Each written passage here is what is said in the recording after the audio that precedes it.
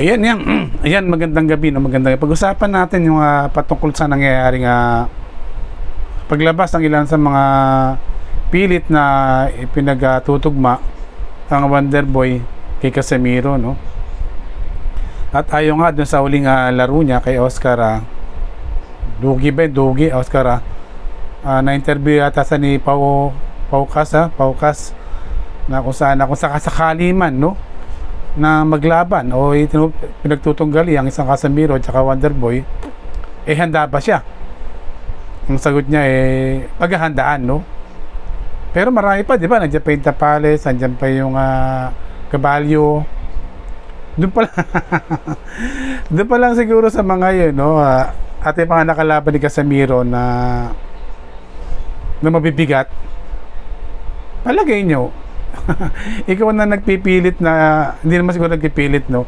Nabalitaan mo lang din sa trainer ng kampo ng Wonder Boy na kaya na nila sa sagupain ang isang Jonel Casemiro na 3-time world champion na 3 beses mawak ng world champion na titulo at nakipagdigma sa ibang bansa, no? Naranasan paano bugbugin, paano mambugbog ng kalaban, paano magpunta sa balwarte ng mga kalaban at batuin ng mga silya dahil sa nangyaring kaguluhan, no? Sa palagay mo, ikaw na nagpipilit, no? Maaaring komento mo yon na nakaya nila labanan si Jonel Casemiro. Magtatapat yan, pero wag muna sa ngayon, no, kapatid. Hayaan nyo munang mag-training ang ating pambato sa kanilang rematch si Uguni sa darating na kailang susunod ng mga buwan. At kung matuloy man maglaban tsaka nyo isingit yan si Wonder Boy, no? Sa ngayon, hayaan nyo munang maging bigyan ninyo ng katahimikan muna. Kawawa naman, katatapos na ng game, sa karamdaman lumaban para sa bayan, no? Tapos ganyan ang kahantungan, ang daming issue, ang daming binabatong kung ano-ano na keso hindi nakakayanin ni Wonder Boy si Jonel Casemiro. Sa inyong palagay kaya niya, no? Pero sabi nga nung bata in interview, paghahandaan nila kung sino man ang may tatapat sa kanya, no? Alam nating magaling, pero draw lang naman yung laging laban niya nung uli. Yung split decision lang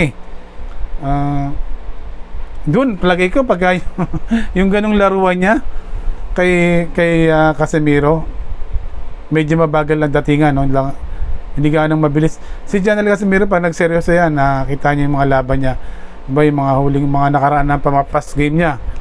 Kita niyo kung paano niya makipagdigma sa ibang bansa, kung paano niya harapin ng mga katunggali at kung paano niya durugin diba, yung paano niya babagsakin ng mga matitibay na mga walang talo. Yung sila ni Tete lang, napakalaki nun, diba? Anong height nun? 5'7 yata, 5'8. Kita niyo, round 10 na, dinurog yung laki nun na parang lantangguli na bumagsak, no? Yung tinamaan sa ulo. Doon lang kay sa Tete. At sino pa nga ba? Yung Thailander pa, no? Yung Thailander na nagpahirap din sa kanya, na ubod ang daya.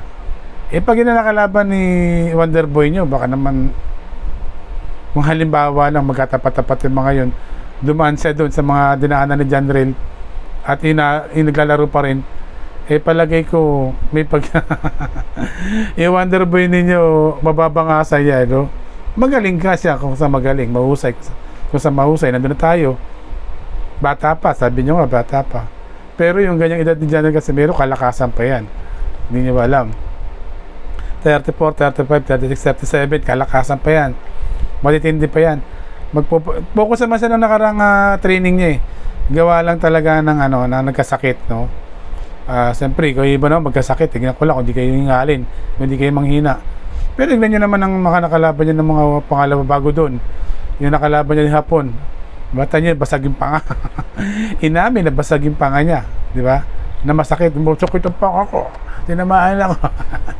Gusto niya ba mangyari din sa alaga niya, Wonder Boy? Magaling siya, no? Ako, makikita ko. Pero hindi pa pwede. Parang ano niya na. Hayaan niyo muna mag-training ang ating world champion, dating world champion, 3-time world champion. Susunod ng mga laban niya, no. Pagkatapos ng kanilang pinaghahandaan, huwag niyo munang guluhin. Hayaan niyo muna siya mag-training sa susunod ng mga buwan, no, doon sa Amerika. At makita ulit natin kung talagang totoo yung pangako niya na babalik siya upang malakas, no. Yun lang naman, kapatid, huwag niyo nang sorbin niyo muna pasamantala, mga kababayan, no. Huwag natin bigyan pa ng mabigat pang mga problema ang magkapatid dyan ng Casimero. Suporta na lang natin, para sa bayan naman yan eh. Hindi naman para sa kanya lang yan. Ang lahat naman ng ginagawa nila ay para sa bayan, no. Ang kanilang mga sakripisyo ay para sa bayan. Suporta natin. Boom!